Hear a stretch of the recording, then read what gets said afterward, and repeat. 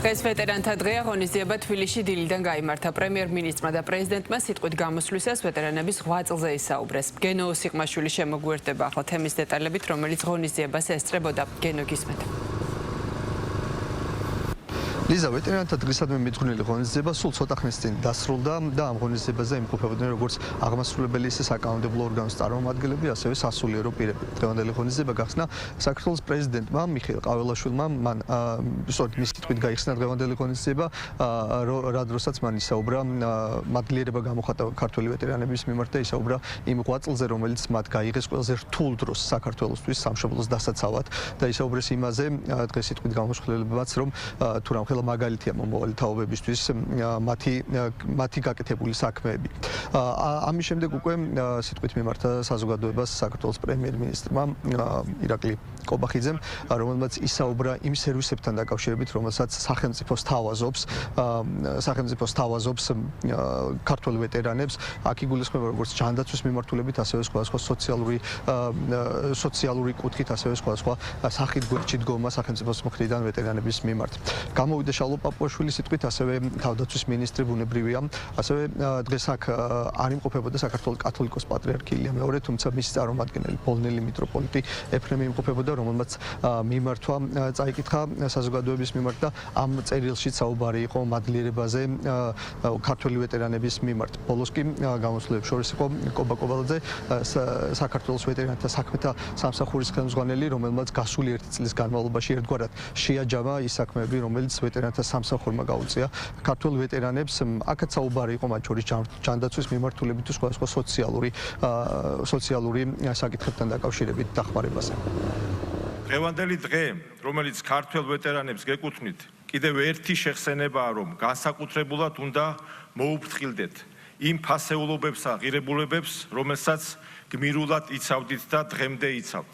საქართველოს გმირების ქვეყანაა და ამის ერთ-ერთი საუკეთესო მაგალითი თქვენ ხართ. თითოეული ჩვენგანის ვალია ყოველთვის გვახსოვდეს თქვენი თავგანწირვა.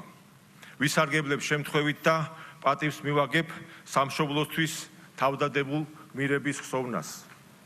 ჩვენი ვალია, რომ მომავალ თაობებს შემოუნახოთ ცოდნა თქვენი გმირობის შესახებ, რადგან ჩვენი შვილების სწორი ღირებულებებითა და ფასეულობებით აღზრდა, მათში ეროვნული სულისკვეთების გაღვივება საქართველოს ნათელი მომავლისა და მყარი სუვერენიტეტის მთავარი გარანტიაა. ვეტერანების 8 წლის დაფასება, ქვეყნის წინსვლისთვის ვეტერანების უნიკალური გამოცდილების გამოყენება და ამასთანავე ვეტერანების სოციალური დაცვა ჩვენი სახელმწიფოს პოლიტიკის ერთ-ერთი მნიშვნელოვანი პრიორიტეტია. ეს არის ჩვენი ვალი იმ ადამიანების წინაშე, რომლებმაც ქვეყნის ერთიანობისა და თავისუფლებისთვის ბრძოლაში არაფერი დაიშურეს. ამ პოლიტიკის შედეგები კონკრეტულ რიცხვებსა და ფაქტებშია გამოხატული. მხოლოდ მიმდინარე წელს 5500-ზე მეტი ვეტერანის სამედიცინო მკურნალობა დაფინანსდა. 3500-მდე სტუდენტს, ვეტერანთა შვილებს სახელმწიფო სწავლის საფასური დაუფარა. აწარმოეს საქართველოს პროგრამის ფარგლებში ვეტერანებს ვეხმარებით საკუთარი ბიზნესის წამოწყებაში. მათი მონაწილეობით იქმნება ფერმერთა ასოციაციები. მათი სახელით ჩვენი სპორტსმენები საერთაშორისო ასპარეზზე იმარჯვებენ. რა თქმა უნდა, ყველა ამ პროცესში აქტიურად არის ჩართული ვეტერანების საქმე და სახელმწიფო სამსახური, რომელიც სოციალურ, ჯანდაცვის, კულტურულ საგანმანათლებლო, ეკონომიკური განვითარების ხელშეწყობისა და დაღუპულ მეომართა უგდაღობის პროგრამებს ახორციელებს. ძვირფასო ვეტერანებო, თქვენ ყველაზე უკეთ იცით, რომ მშვიდობის შენარჩუნება ძალიან დიდი ძალისხმევა სჭირდება. ჩვენ განუხრელად ვირჩევთ სწორედ ამ გზას, რადგან ომის შედეგი არის ადამიანური ტრაგედიები, გრევა და განადგურება, ხოლო მშვიდობის შედეგი ქვეყნის წინსვლა და განვითარება და ხალხის მეტი კეთილდღეობა. მშვიდობისკენ სწრაფვა სამშობლოს დასაცავად მუდმივ ზადყოფნას ნიშნავს. ამ მუდმივ ზადყოფნაში კი თქვენი გამოცდილება ფასდაუდებელია. დღევანდელი დღე ეროვნული სიამაყის დღეა. თითოეული თქვენგანი სიმამაცის ისტორიის მატარებელია. თითოეულმა თქვენგანმა თქვენი ცხოვრების ყველაზე საამაყო ნაწილი საქართველოს თავისუფალი და მშვიდობიანი მომავლისთვის ბრძოლას შესწირეთ.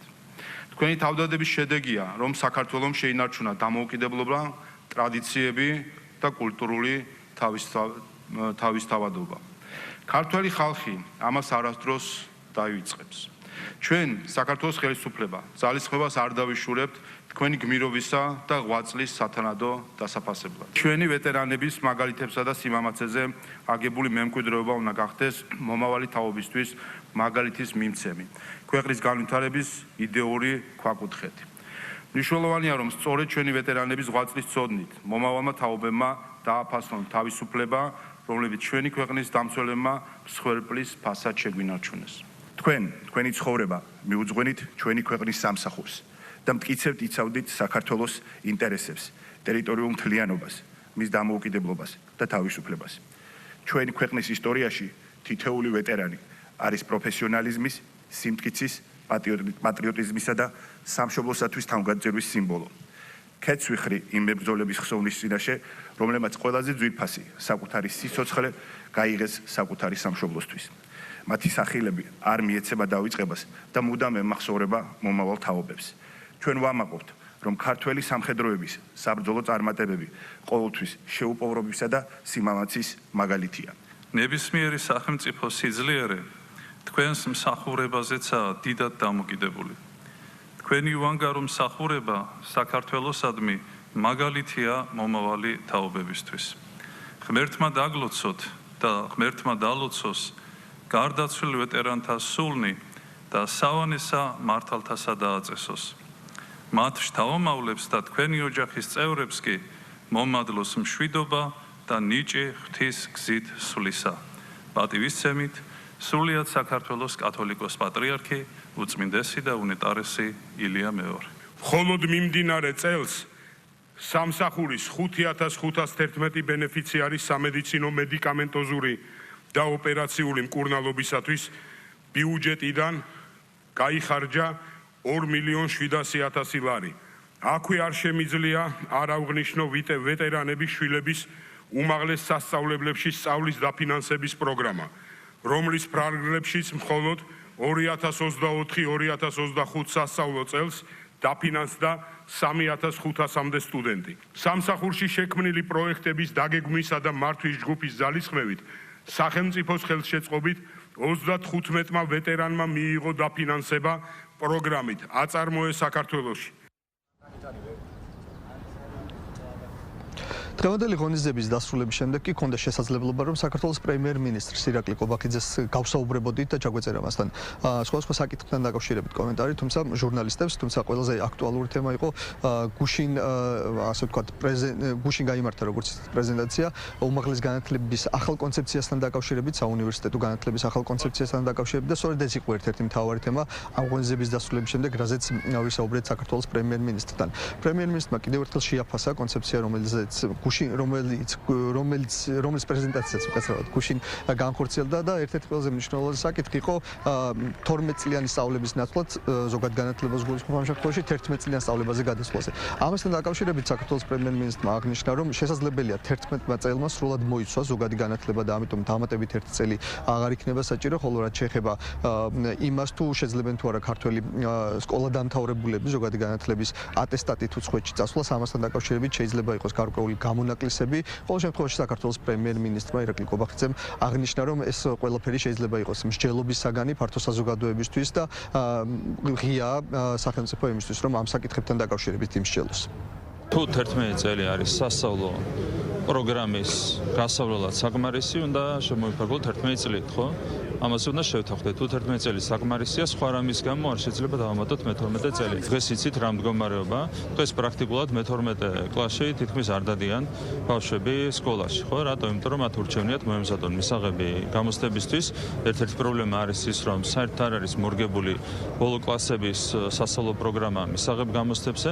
ასეთ პირობებში არ უღერთ მოსწავლეებს სკოლაში სიარული. ეს მდგომარეობა უნდა შეიცვალოს, ხო? ნაცვლად იმისა, რომ საერთოდ არიან ბოლო კლასებში მოსწავლეებმა სკოლებში ჩვენ გვჭირდება ჯანსაღი პროგრამა, რომელიც თავიდან ბოლომდე იქნება მორგებული მოსავლის ობიექტურ ინტერესებზე. თავი ამოცანაა, რომ ქართველმა სტუდენტმა საქართველოში მიიღოს მაღალი დონის განათლება და სწორედ ამას ემსახურება ის რეფორმის გეგმა, რომელიც ჩვენ წარმოვადგინეთ. ხო, ჩვენ გვინდა სულ რაღაც რამდენიმე წელიწადში, 60 წელიწადში უკვე თვისებრივად ავამაღლოთ, ფუნდამენტურად ავამაღლოთ უმაღლესი განათლების ხარისხი ჩვენს ქვეყანაში.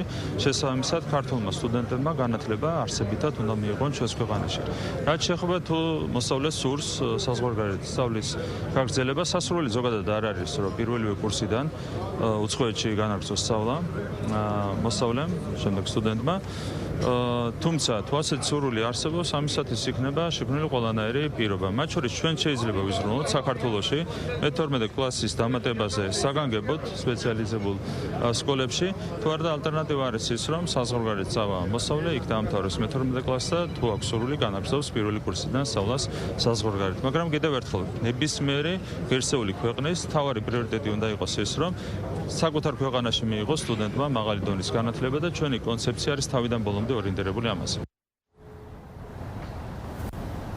რაც შეეხება ვეტერანთა დღეს, მე შეგახსენებთ, რომ 2014 წლიდან აღინიშნება ვეტერანთა დღე 17 ოქტომბერს. ამ დროისთვის დაახლოებით 70,000-მდე ადამიანი არის რეგისტრირებული ვეტერანთა საერთო ბაზაში და მათ შორის არიან მეორე მსოფლიო ომის ვეტერანები, ასევე 92-13 წლების აფხაზეთის კონფლიქტში მონაწილე ადამიანები, ასევე აფხაზეთის სამაშაბლოს კონფლიქტში მონაწილე ადამიანები, ასევე რასაკვირველია 2008 წლის რუსეთ-საქართველოს ომში მონაწილე ადამიანები. მადლობა გენო სიყმაშვილი იყო პირდაპირ ეთერში.